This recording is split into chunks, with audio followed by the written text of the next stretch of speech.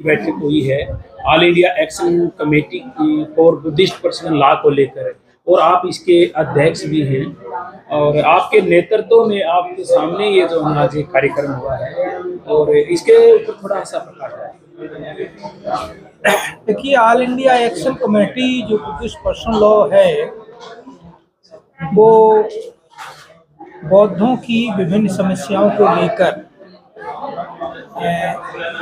ये कमेटी बनाई जाने का विचार चल रहा है। और एक्शन कमेटी ये 5 साल से चल रही है, विशेष रूप से पर्सनल लॉ को लेकर चल रही है। पर्सनल लॉ में ये है कि बौद्धों के अपने कानूनी मामले हैं, तो उस कानूनी मामलों को हल करने के लिए ये पर्सनल लॉ को बनाने के लिए और कमेटी को बनाने के लिए एक प्रयास चल रहा है। तो इसमें बहुत समय से मांग चलती रही है कि बोर्ड को विस्तार रूप में बनाया जाए। अभी तक जो बोर्ड बना था, एक मनोनयन के आधार पर एक बोर्ड बना था जिसमें 5 लोग हैं, और बाकी हर स्टेट 5, 10, 12, 15 स्टेटों में वो एक कोऑर्डिनेटर के रूप में वो सदस्य हैं। कितने काम कर रहे, कितने नहीं काम कर रहे, एक विषय अलग है। बहुत सारे मेंबर हैं, लेकिन वो हर जगह ऐसा ही होता है कि काम करने वाले लोग कम ही होते हैं, और बोर्ड को तो बनाना ही पड़ता है। तो उस बोर्ड बना हुआ है, अब उसको एक्चुअल वे में बोर्ड बनाना है, ठीक तरह से बोर्ड बनाना है, जो इसकी लगातार नियमित बैठक हो, और उस बैठक में हम नई समस्याएं जो उभर के सामने आ रही उनका समाधान निकालें। इस तरह के हिसाब से ये बोर्ड बनाने का प्रयास चल रहा है, और ये महीने में हर स्टेट में एक बैठक होगी।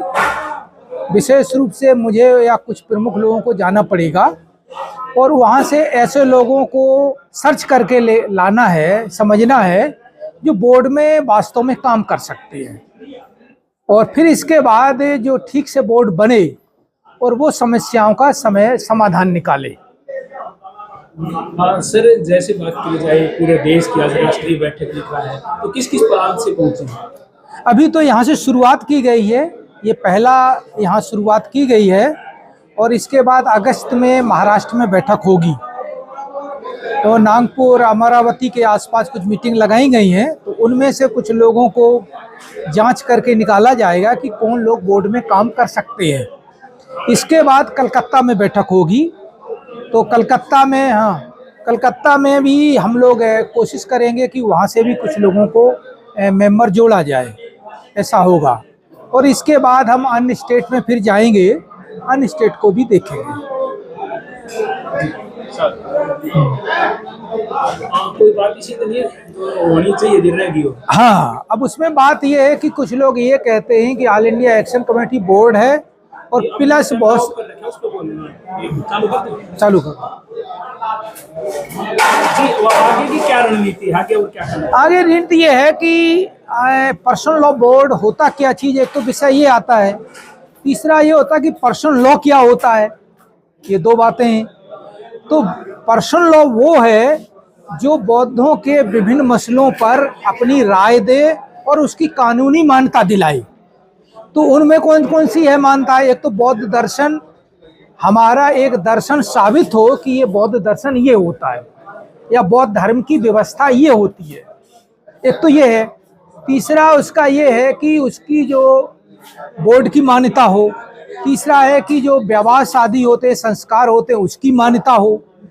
तीसरे नंबर पे ये होता है कि बौद्ध का एक अपना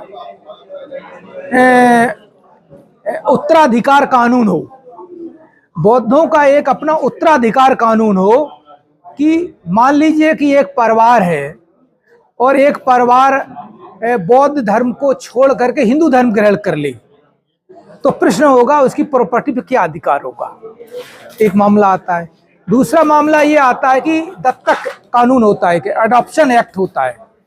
तो एडॉप्शन एंड माइनॉरिटी एक्ट के अंतर्गत ये है कि अगर कोई आपने बच्चा गोद लिया है, किसी परिवार ने, बौद्ध परिवार ने अगर कोई बच्चा गोद लिया है, तो उसके कानूनी अधिकार क्या होंगे।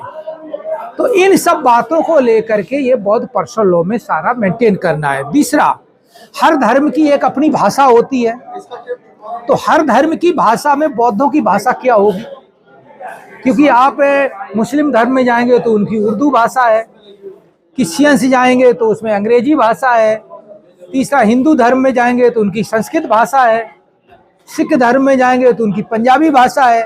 तो बौद्धों की भाषा क्या हो? तो बौद्धों की भाषा में पाली भाषा का विस्तार करना, उनकी शिक्षा का विस्तार करना, उनकी स्कूलों कॉलेजों का विस्तार करना, ये इसमें व्यवस्था में जोड़ा जाएगा। ठीक है। Thank you sir.